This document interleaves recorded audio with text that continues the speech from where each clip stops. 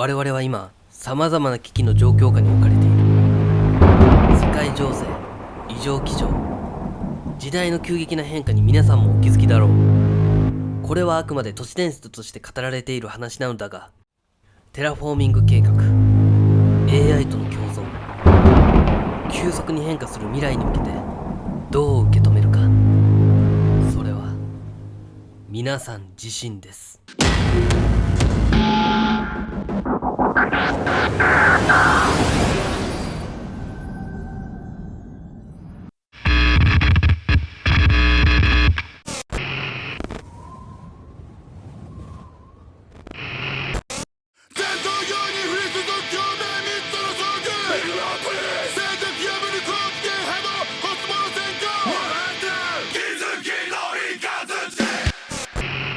小安ロ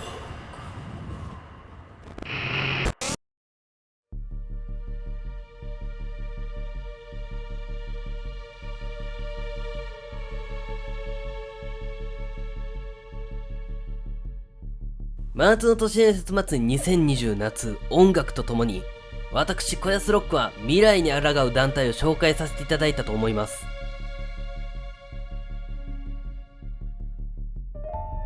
どの団体も共通して話すのは、衣住食、特に食、そして住。確かに僕たちが生活するのに必ず必要とされるのは食料ですよね。そして万が一が起こり、今みたいに地球上に人類が一時的に住めない状況になるとすれば、科学者の一部は2030年に氷河期、2070年に温暖化による灼熱地獄が訪れると言います。それが本当かどうかはさておき、2021年のプチ氷河期、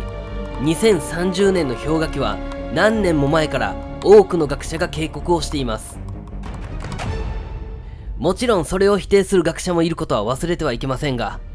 地球環境で生活難を避けるための対策、知識も必要なのかもしれません。そして社会に大きな変化をもたらした疫病、今となっては時代の転換期、常識が常識でなくなってきていることにも皆さんはお気づきだと思います。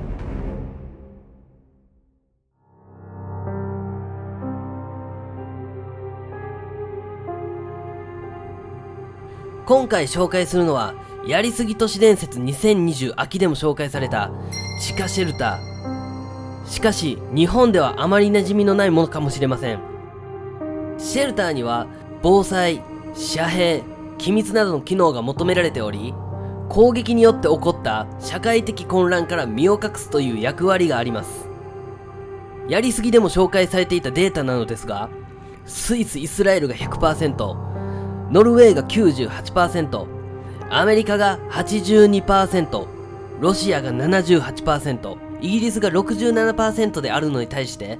日本は 0.02% といった驚きのデータが NPO 法人日本核シェルター協会から発表されています。しかもこの核シェルターのデータなのですが、日本では日本核シェルター協会しか発表されてないんです。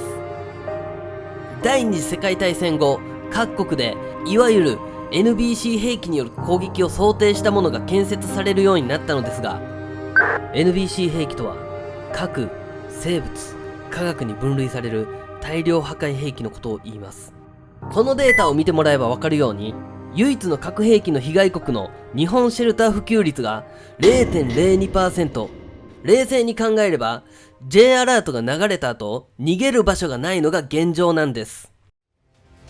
2019年12月の国会で参議院が出した質問主意書の中を一部紹介するのですが、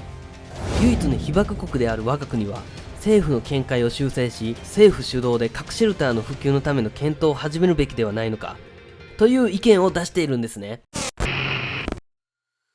これは有名な噂なんですが、国会議事堂にシェルターがあり、逃げる秘密通路として地下鉄を建設したという話もありますよね。あの有名なテーマパークディズニーシーを作るための埋め立て地の土がある場所から運ばれてきたという噂もありますよね。もしこれが本当なら、なぜ日本はシェルターを推進しないのか、疑問に思いませんか？今まで紹介してきた未来に抗う多くの団体の目標の一つに、シェルターを作るという目標があります。シェルターの種類は核兵器に備えるものだけではなく、津波や地震に備えるものもあるそうです。そしてやりすぎではコロニー、人工居住地としてシェルターが建設されていることを話していましたよね。これもあまりイメージしにくい内容だとは思いますが、構造的に地球上で住めない環境になった時の対策として、一定期間そこで生活ができるようにするための人工居住地として建設されると感じます。そこでも行われる人間選別、これは個人的な意見にはなりますが、地下シェルターに対して認識を一度改める必要性があるのではないのかと思います。今回のやりすぎ都市伝説では表面的に見ても少し考えさせられる内容だったと思ったので取り上げさせていただきました。今回は序章、次回大型地下シェルターコロニーについて深掘りしていこうと思います。